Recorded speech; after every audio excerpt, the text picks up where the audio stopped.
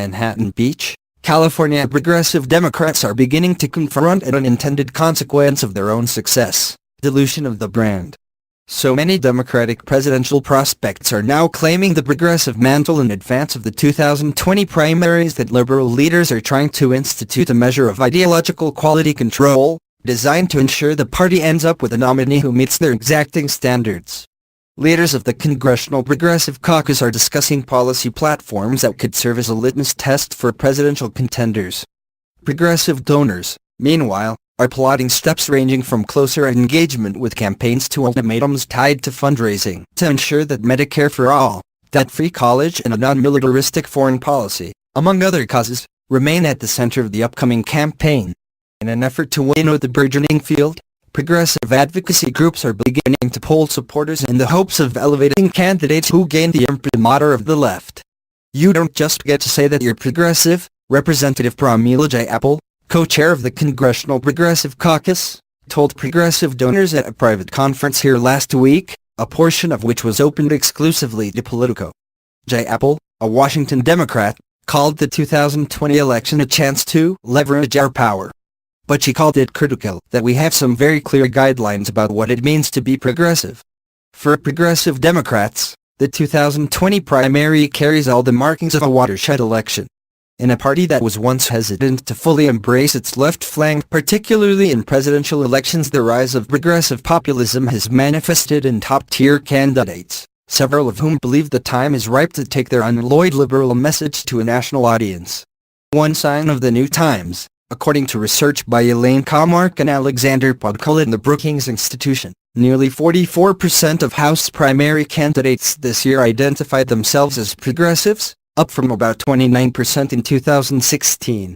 In the presidential election that year, supporters of Senator Bernie Sanders, of Vermont, a backbench senator who rose to progressive icon status, were running from behind. But now, just 2 years after Sanders was defeated by a more centrist Democrat, Hillary Clinton, self-described progressive Democrats occupy the upper rungs of the 2020 field, potentially including Sanders and also Senator Elizabeth Warren of Massachusetts, Senator Kamala Harris of California and Representative Beto O'Rourke of Texas, among others. Elbowing past one another in recent months, such top-tier Democrats have staked out increasingly liberal positions on immigration, criminal justice, tax policy and campaign finance positions beyond where Barack Obama was willing to go in 2008. We're sort of in this really bizarre window where, for a number of reasons, many of the leading candidates are sort of tripping over themselves to claim a progressive mantle, said K. Sabil Rahman, president of the left-leaning think tank Demos. And we have to make sure that that progressive mantle means something really progressive. And that means we should set the table, and we should set the table now.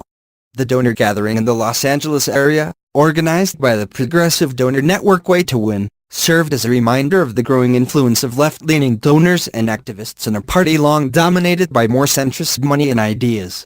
Way to Win steered some $22 million to political efforts in the 2018 elections, and its supporters' aspirations were reflected in the prayer candles on hand at the conference, featuring the images of 3 progressive champions: Representative Maxine Waters, D. California; Representative-elect Alexandria Ocasio-Cortez, D-N.Y., and Supreme Court Justice Ruth Bader Ginsburg.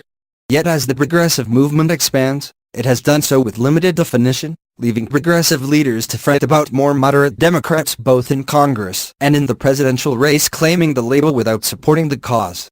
Not that we have to have 100% of people with us on 100% of votes, Jayapal told Politico of her growing caucus. We want to make sure that there is room for people to reflect the differences in their district.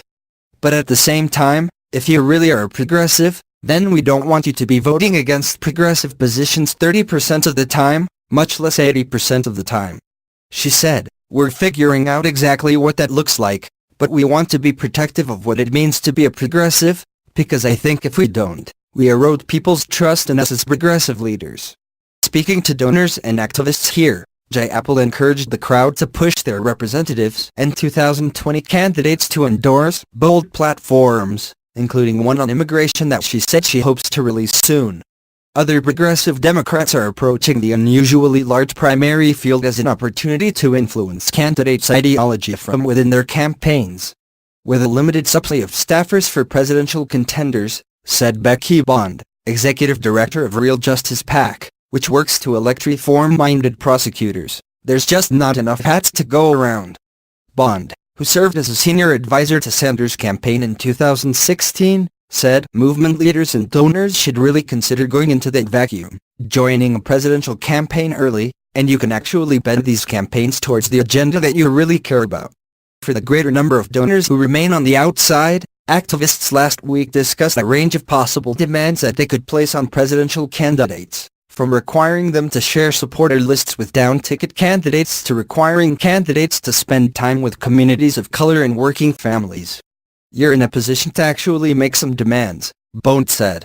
In an early effort to identify and coalesce support around the Progressive Democrat, the progressive advocacy groups Movian and Democracy for America recently opened their first online polls ahead of the 2020 election. But the influence progressives will hold over the 2020 primary field remains unclear. There are questions within the party about just how far left the party nominee can be and still remain viable in a general election. Moderate Democrats are also organizing, and former Vice President Joe Biden, a centrist Democrat, remains at the top of most presidential polls.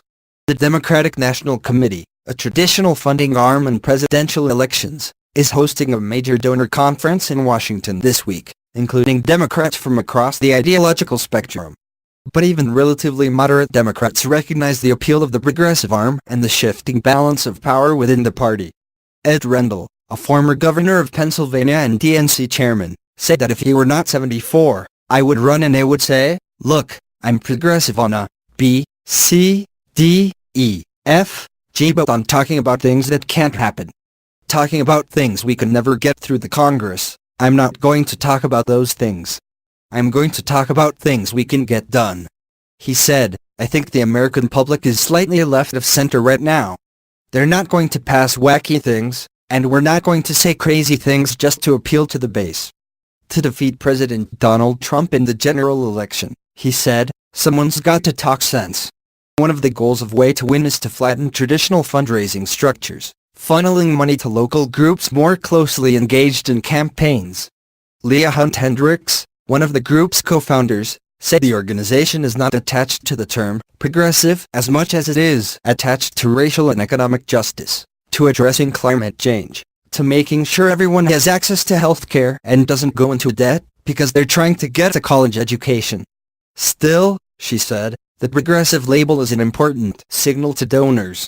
And as the movement grows, said Jennifer Fernandez Ancona, another co-founder, we feel that it is very important for us in the political movements that we're building and funding to define what we mean by progressive, to more clearly define our principles.